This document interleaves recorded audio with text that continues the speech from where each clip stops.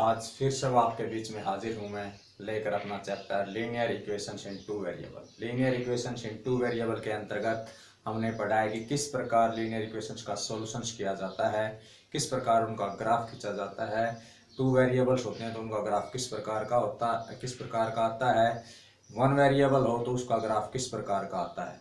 उसी चीज़ को आज आगे पढ़ाते हुए हम पढ़ेंगे कि हमारा किसी भी लीनियर इक्वेशंस के अंदर ग्राफ जो है कब कौन से कोऑर्डिनेट के पैरेलल आता है, कौन से कोऑर्डिनेट के पैरेलल आता है। इक्वेशंस ऑफ लाइन का जो ग्राफ है वो किस कोऑर्डिनेट के पैरेलल रहता है, एक्स कोऑर्डिनेट के पैरेलल कब रहता है, एक्स एक्सिस के सॉरी एंड वाई एक्सिस के पैरेलल कब रहता है। आज हम इस विषय पर पढ़ने जा रहे हैं।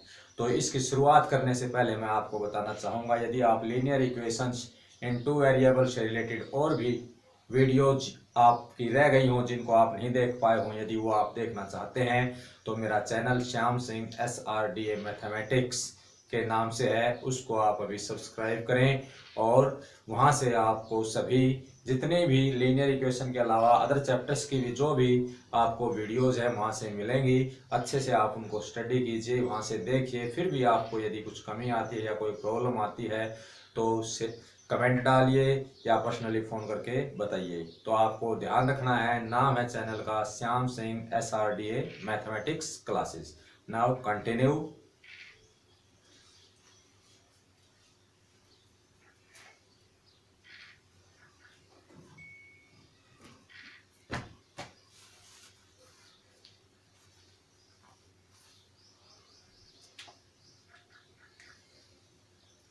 आज हमारा टॉपिक जो है वो है equations of line parallel to coordinate axis. Coordinate axis के पैरेलल इक्वेशन ऑफ लाइन कब होती है ये जानेंगे आज। तो एक क्वेश्चंस के माध्यम से करते हैं हम इस क्वेश्चन को, इस प्रॉपर्टी को, इस प्रॉब्लम को। कहता है right the given equations, right the given equations. कहता है जो नीचे इक्वेशन दी गई one variable and two variable, in one variable and two variables.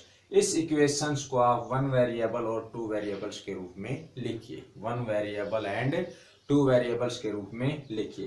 तो सबसे पहले हम इसको वन वेरिएबल के रूप में, इसको वन वेरिएबल के रूप में लिखने जा रहे हैं। तो हम इसका सॉल्यूशन करेंगे 2y प्लस 5 कोण में 2, then 2y plus y come here y and plus 5 कोण में 2 एंड प्लस 6 इक्वल टू 0। तो हमने किया यहाँ से, ये ले लीजिए आप, यदि सीधा करना चाहते हैं तो एलसीएम ले लीजिए, फ्रैक्शन को खत्म करना चाहते हैं तो एलसीएम हमारा आया 2। इसका जो डिनोमिनेटर है इनके नीचे क्या माना जाता है 1, जिनके नीचे कुछ नहीं होता है। तो 1 2 जा 2 2 2 जा 4, यानी कि ये 4y। सिमिलरली इसी प्रकार 2y और प्लस में 2 1 जा 2 5 एंड 2 6 जा 12 इक्वल टू 0। एलसीएम उधर जाकर मल्टीप्लाई हो जाएगा 0। देन हमारे पास बचता है 4y minus 2y, 2y plus 5 plus 12 plus के 17 एंड अपॉन में 12 इक्वल टू 0 था, ये तो 2 उधर जाकर हो गया 0। 2y प्लस में 17 इक्वल टू में 0। ये हमारी इक्वेशन हो गई वन वेरिएबल के अंदर। ये इक्वेशन जो आ गई ये आ गई हमारी वन वेरिएबल के अंदर। हमारा फर्स्ट पार्ट सोल्व हो गया वन वेरिएबल के अंतर्गत की वन वेरिएबल के अकॉर्डिंग इसको लिखिए। तो ये सॉल्यूशन आया, इसमें वन वेरिएबल है 2y, यानी कि y वेरिएबल है तो एक वेरिएबल के अंदर है। सेकंड पार्ट के अंदर कहता है इसको टू वेरिएबल्स के अंतर्गत लिखिए। तो काम वही करेंगे, सबसे पहले इसको स्टैंडर्ड फॉर्म में ले आएंगे, यानी कि इसका सॉल्यूशन करेंगे, जो वैल्यू आएगी वो ये होगी। ये हमारी आई किसके अंदर वन वेरिएबल के अंदर, इसको टू वेरिएबल्स के अंदर लिखना है हमें। तो टू वेरिएबल्स के अंदर मैंने आपको स्टार्टिंग की वीडियोस में भी बताया है किस प्रकार लिखते हैं। यहाँ पे एक्स वेरिएबल नहीं है तो एक्स वेरिएबल्स का कोफिशिएंट या कांस्टेंट वैल्यू जो होती है उसके साथ, जिसे हम कोफिशिएंट कहते हैं, उसको हम 0 मान लेते हैं और हम लिखते हैं 0 इंटू में x प्लस में 2y प्लस 17 इक्वल टू 0।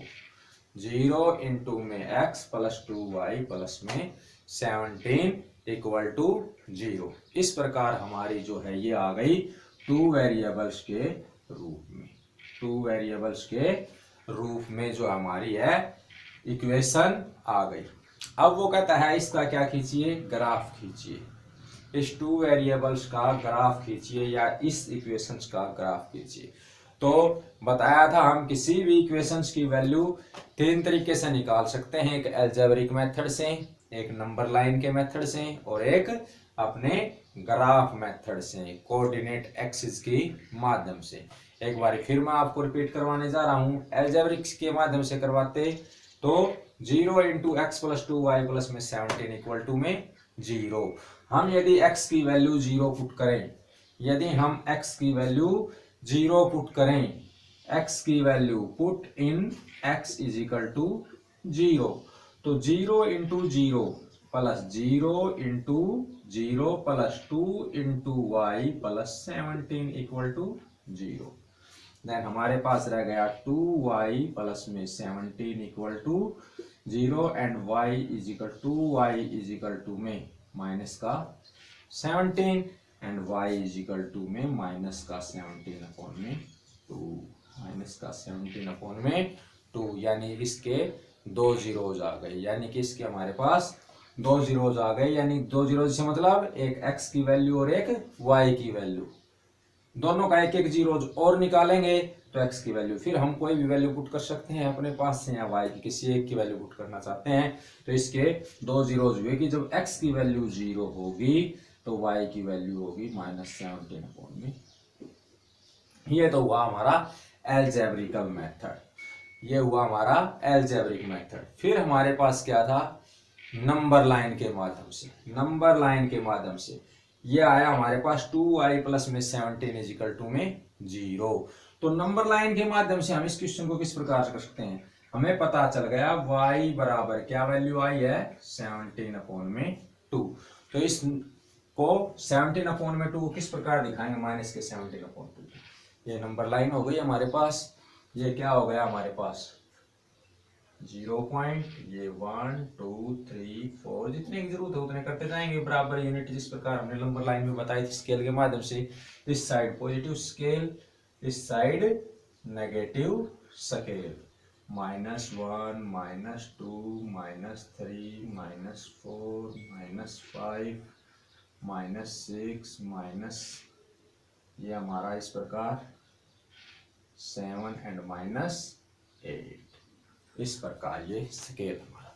तो हमें दिखाना है -17 अपॉन में 2, -17 अपॉन 2 का मतलब माइनस का 8.5, और 8.5 कहाँ होगा हमारा, माइनस का 8 रहा और ये माइनस का 9, और इन दोनों के बीच में जो 0.5 वाली लाइन है वो कहेंगे हम, ये हमारा y बराबर माइनस का 8 पॉइंट में, माइनस का 8 पॉइंट में 5, माइनस का 8 पॉइंट में 5, ये दर्शा रहा है ये चीज, ये हमारा नंबर लाइन के माध्यम से।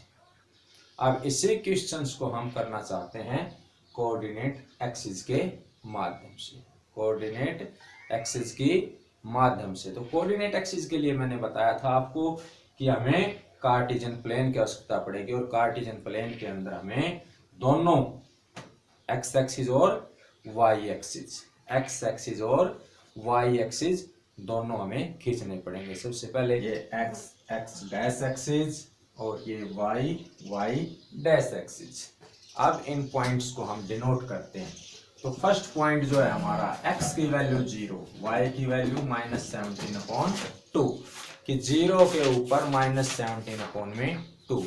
तो 0 हमारा कहाँ बताया था मैंने, दोनों स्केल जहां पर क्रॉस करते हैं, इंटरसेक्ट करते हैं, वो होता है हमारा ओरिजिन पॉइंट, और वो ओरिजिन पॉइंट और जिसके कोऑर्डिनेट होते हैं 0 0। तो 0 के ऊपर कहता है एक्स एक्सिस ये रहा, इसकी वैल्यू 0 ये रही, कहता है y की 17 अपॉन में 2, माइनस का 17 अपॉन में 2, और -17 अपॉन 2 का मतलब क्या है, -8 पॉइंट में 5। देखिए -17 अपॉन में 2 को यदि हम डिवाइड करेंगे तो ये आएगा माइनस का 8 पॉइंट में 5। तो y के ऊपर -8.5 कहाँ है, ये माइनस का 8 और ये माइनस का 9, तो माइनस का 8.5 जो पांचवी लाइन है बीच के अंदर, जो पांचवा मार्क है वो होगा हमारा माइनस का 8.5। तो इस पॉइंट के कोऑर्डिनेट हो गए हमारे पास 0 एंड माइनस का 8.5। ये हमारा पॉइंट आ गया। अब सेकंड 1 पर माइनस का 17/2, देन 1 ये रहा बेटा 1 की ग्राफिक लाइन इस प्रकार आएगी, इधर से माइनस 8.5 इधर से आएंगी, दोनों क्या करती हैं एक दूसरे के ऊपर परपेंडिकुलर होती हैं, वही हम पॉइंट मानते हैं। लास्ट लेक्चर के अंदर मैंने बताया था किस प्रकार प्लॉटिंग करते हैं हम पॉइंट्स के, किस प्रकार क्या करते हैं। तो ये आ गया हमारे पास 1 के ऊपर माइनस का 8.5। तो इसके जो पॉइंट हो गए, इसके जो कोऑर्डिनेट हुए ये हुए 1 एंड माइनस का 8.5। एंड थर्ड पॉइंट जो है हमारा 2 पर माइनस का 17/2 एंड 2 ये रहा बेटा, इधर से ये आएगा और इधर से माइनस का 8.5। तो ये हो गया थर्ड पॉइंट हमारा। और इसके कोऑर्डिनेट हुए हमारे पास क्या 2 एंड माइनस का 8.5। तीनों पॉइंट्स के कोऑर्डिनेट आ गए। अब मैंने बताया था आपको कि लाइन इक्वेशंस का लीनियर पेयर इक्वेशंस के अंदर जब भी आप उनका ग्राफ खींचेंगे तो एक स्ट्रेट लाइन के रूप में आएगा। तो आप देखिए तीनों पॉइंट आपको एक लाइन में दिखाई दे रहे हैं। तो स्केल की मदद से हम इन तीनों पॉइंटों को मिलाते हुए एक सीधी लाइन खींच देते हैं। सीधी लाइन में नजर आएंगे आपको ये सीधी लाइन इस प्रकार। तो ये हमारा हो गया ग्राफ किसका 0 × x + 2y + 17 = 0 इक्वेशंस का।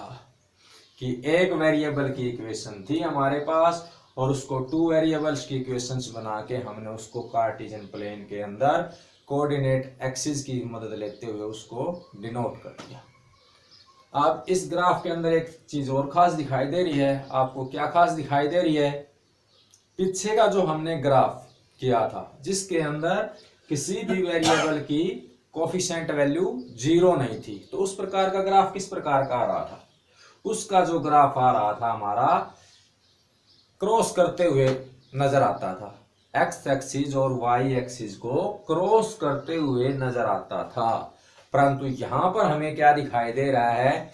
हमें यहां पर दिखाई दे रहा है कि जो ये हमारा लाइन ग्राफ आया है ये वाई एक्सिस को क्रॉस कर रहा है और किस एक्सिस के पैरेलल है? एक्स एक्सिस के पैरेलल आ रहा है। तो बेटा यही चीज एक अलग है इसके अंदर।